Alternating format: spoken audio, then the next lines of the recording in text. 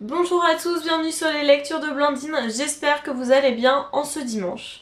Nous nous retrouvons aujourd'hui pour le récap de la semaine où je vais vous parler de mes lectures, de mes publications, mais aussi de mes réceptions.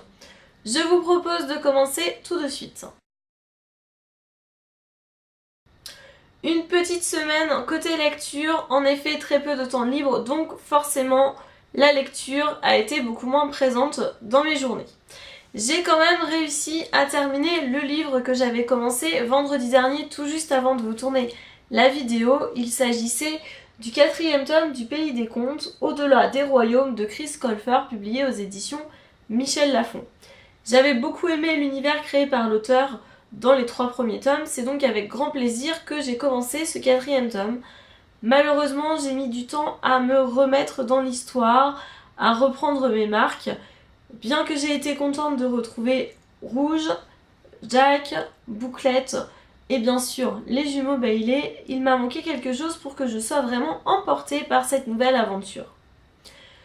Connor et Alex partent en quête de notre nouveau méchant. Il s'agit de l'homme masqué. Nous l'avions aperçu à la fin du 3e tome. Et bien ça y est, les jumeaux partent à sa recherche. Il va nous entraîner dans de nouveaux univers.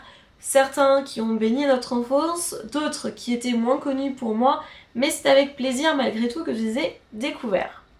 Alors pourquoi est-ce que ce tome-ci, ça ne l'a pas fait énormément pour moi? Tout simplement parce que je l'ai trouvé assez lent, il ne se passait pas grand-chose, les solutions étaient très rapidement trouvées, donc ça c'est un problème que je reproche à l'auteur depuis le début de cette saga.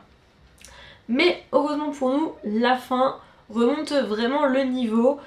C'est une fin avec un horrible cliffhanger. Je vous avoue que sans lui, je ne suis pas sûre que j'aurais poursuivi cette saga. Donc pour moi, c'est vraiment positif qu'il y ait ce cliffhanger à la fin.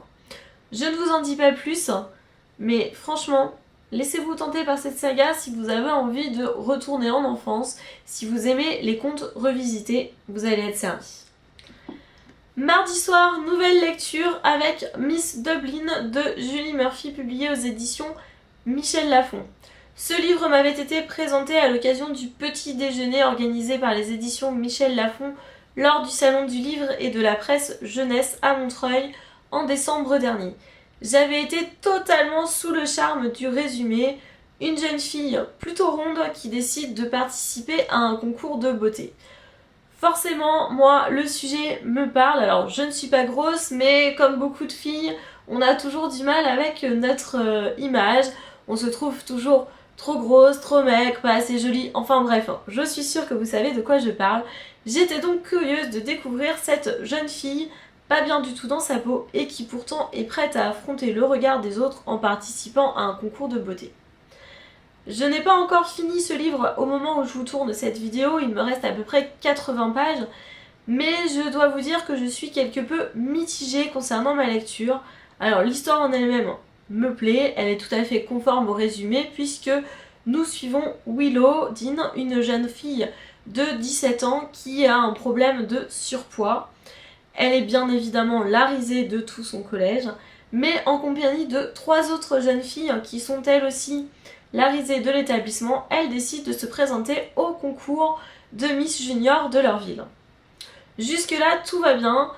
Pourtant, j'ai eu quelques problèmes. En effet, je n'ai pas réussi à vraiment m'identifier aux personnages, je n'ai pas réussi à ressentir leurs émotions, je n'ai pas réussi non plus à me faire une image vraiment de ce à quoi ressemblait Willow Dean.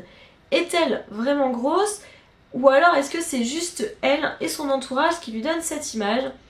Au moment où je vous tourne donc cette vidéo, je n'ai pas encore la réponse et j'espère la voir d'ici la fin parce que du coup ça me questionne un petit peu sur la situation de cette jeune fille.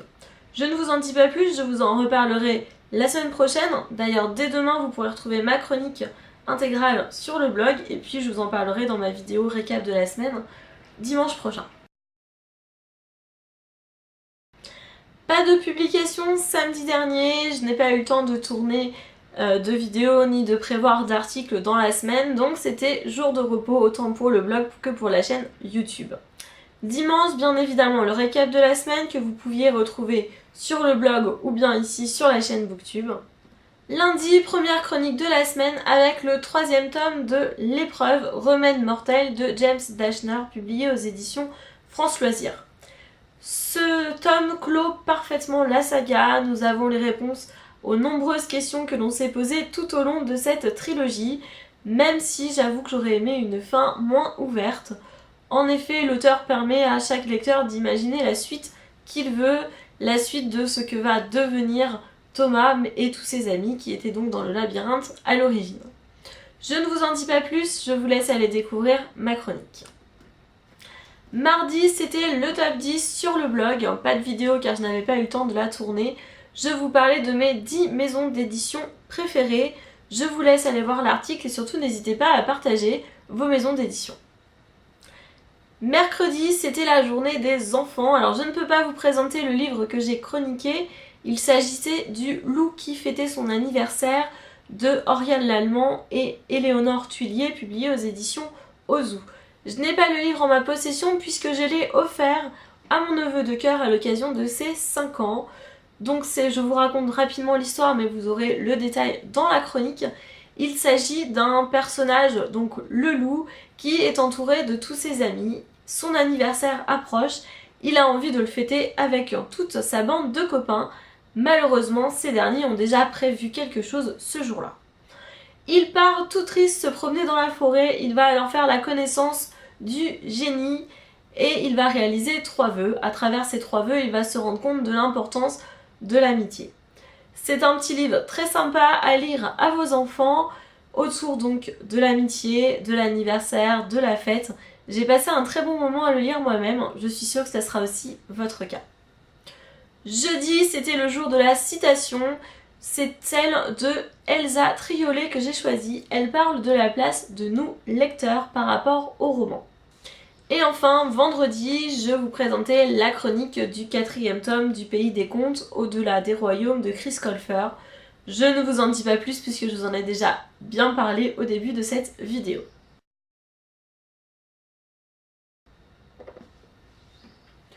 Aucune réception cette semaine pour moi, ma palle se repose, ce qui est pas plus mal puisqu'elle a très peu diminué entre le mois dernier et ce mois-ci.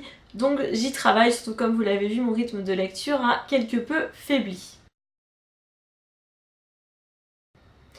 C'est maintenant à vous de partager avec moi votre semaine, quelles ont été vos lectures, vos publications et vos réceptions.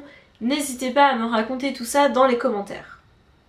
De mon côté, je vous donne rendez-vous dès mardi pour le top 10 de la semaine. En attendant, je vous souhaite de très belles lectures. Bye bye!